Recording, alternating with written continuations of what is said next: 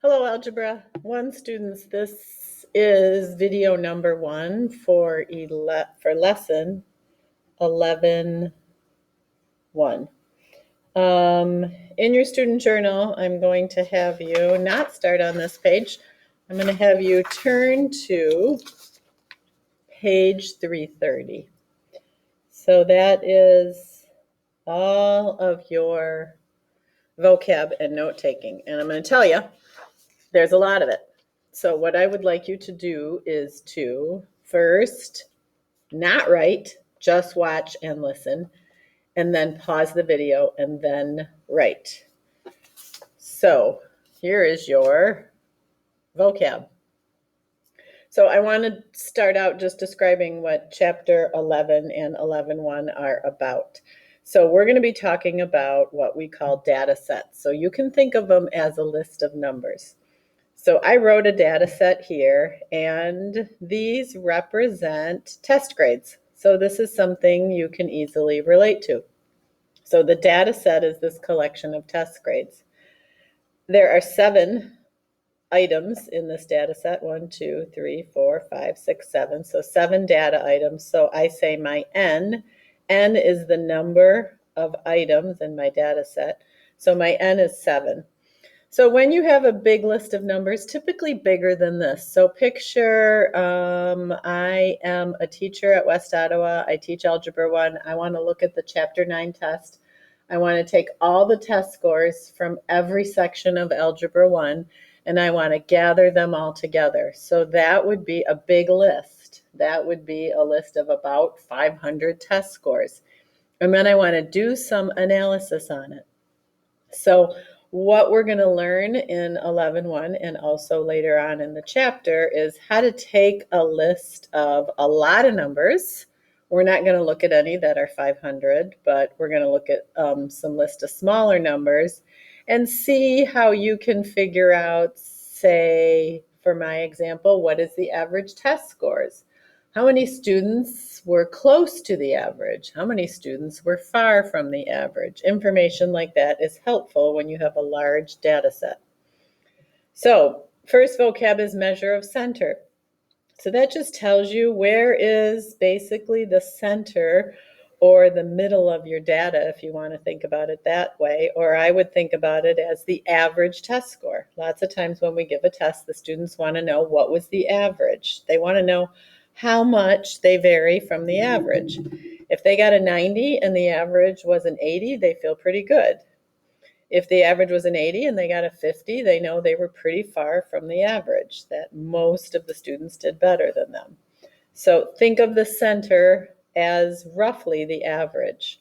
The mean actually is the average. You add up all your numbers, divide by 7. So mean is the same as average.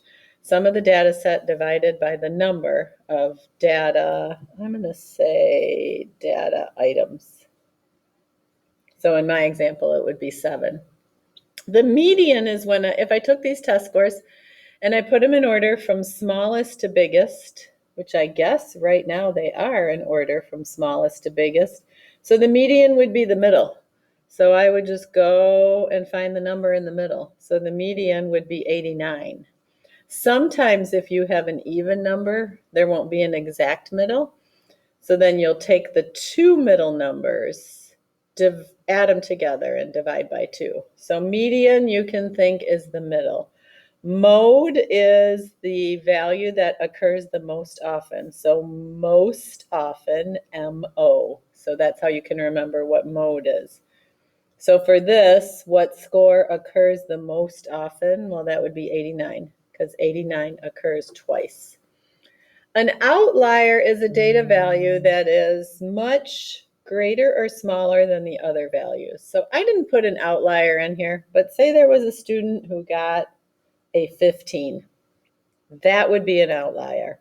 All these other numbers are pretty close together. 15 is much, much smaller. So that would be an example of an outlier. Measure of variation is you want to think, it says describes the spread or distribution of the data set. So think of my test score example, if my average was, say, an 85, I would want to know, well, how many students were close to 85? I would want to know how spread out is my data from my mean. So if I found out that it was spread out by, say, 20 points, that would mean most students were 20 points either greater or less than 85. That would be really spread out. If I found out that the spread was just like 3 points, so that would be 88 or 82, that would mean most of the students were right close to the mean. And then I would know, okay, most of my students did pretty well. They were very close to the mean. The range is just the difference between the biggest number and the smallest number. It's another way to measure spread. So in this example, if I ignore that outlier, my spread would be 96 minus 73. So it kind of shows you another measurement of how spread out you are. Standard deviation is kind of the gold standard for telling us how much a typical data value varies from the mean. So in my example, if my mean was 80, so I'm going to say if the mean test score was 85 and my standard deviation, I'm going to abbreviate, was 6, then I would know a typical student has a test score that is 6 points, either more or less than 85. Or a typical test score differs from 85 by 6 points.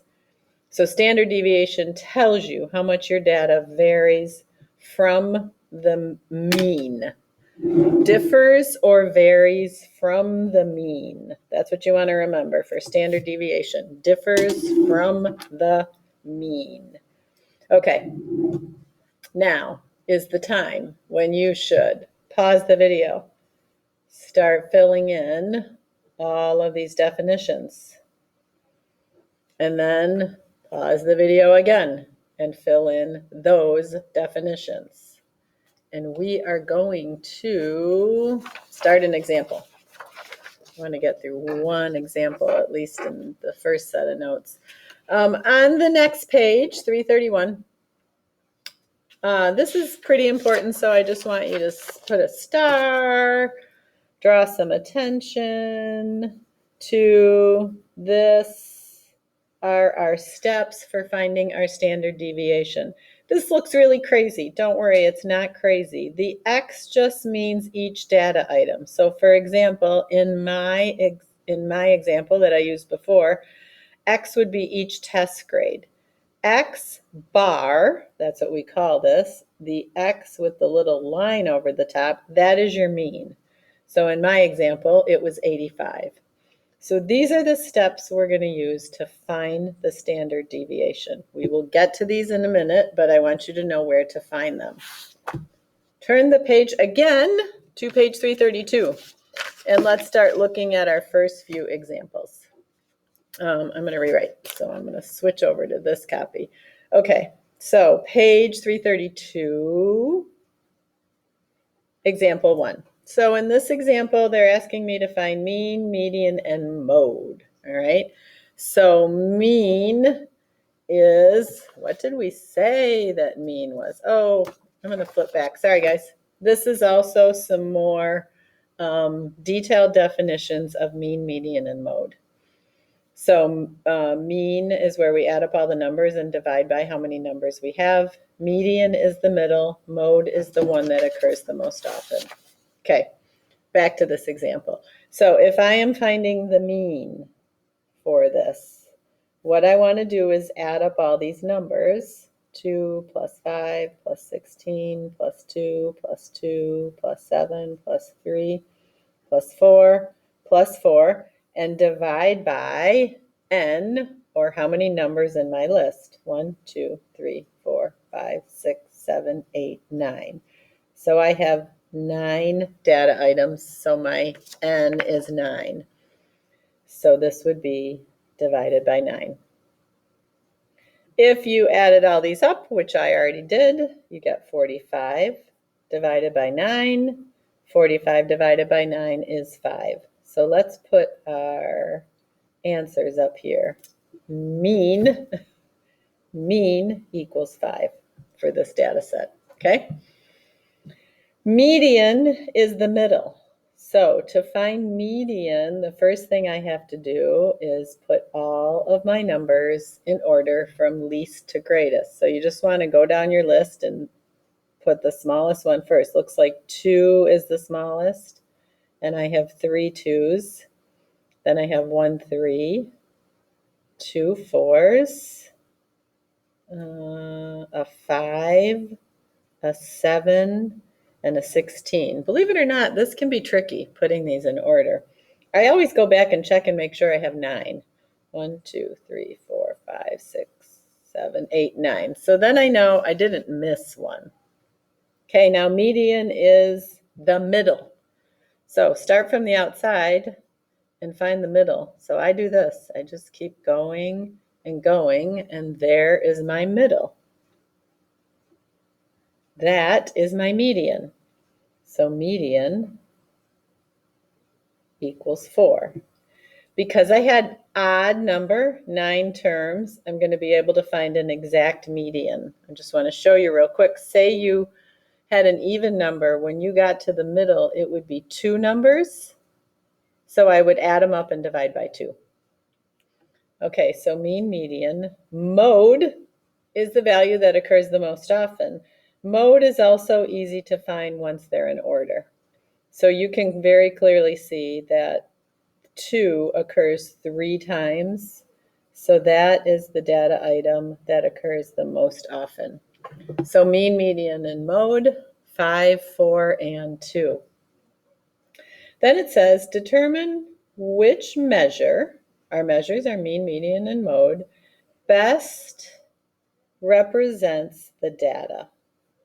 Which measure of the center, and explain. So you want to look at your data and you want to look at these numbers. Well, right away, I can see that mode does not represent the center at all, because the center is somewhere either around 4 or maybe it's 5, but 2 is too low. So I'm going to say it's definitely not mode. Now I'm going to think about mean. So the mean was 5, which is up here. And if I look at this list, I have a bunch of numbers less than 5 and only 2 greater than 5. So I don't think 5 represents the center very well.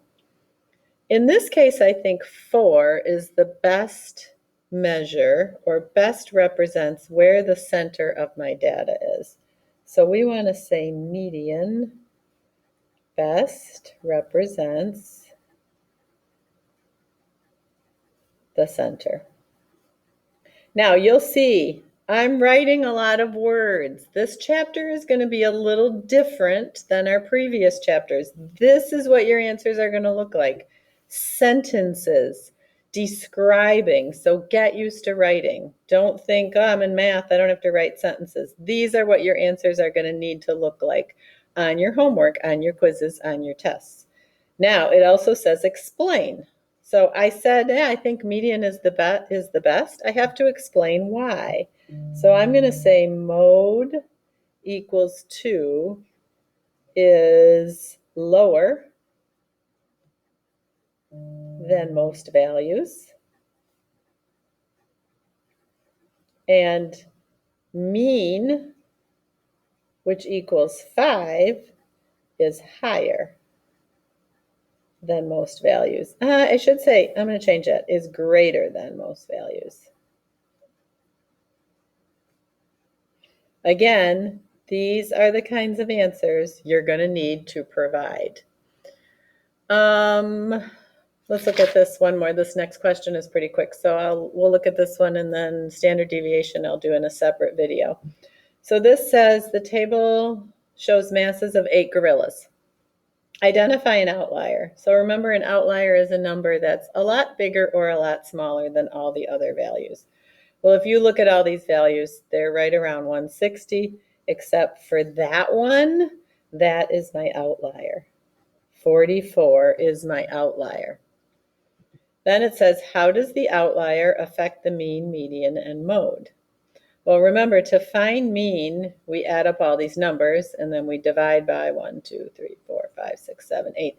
We divide by 8. Because this number is so much lower than the other ones, the outlier, what effect would it have? I'm going to say the outlier will cause the mean,